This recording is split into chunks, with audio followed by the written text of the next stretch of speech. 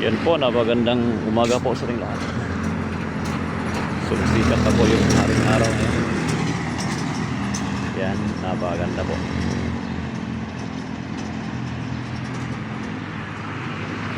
Today is Thursday morning. Isang napakaliwanag na umaga po sa ating lahat. And purihin po natin ang Panginoon. Tingnan nyo po, napaganda po ng araw natin.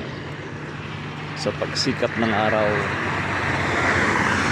isang napakaliwanag at napaganda. Tingnan nyo po.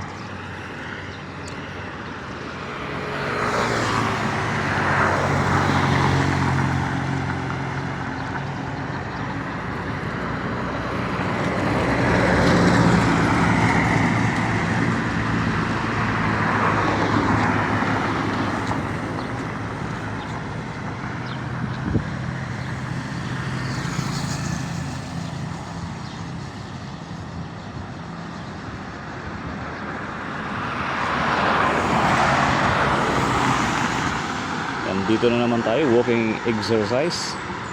Na-late lang tayo sa pagising kaya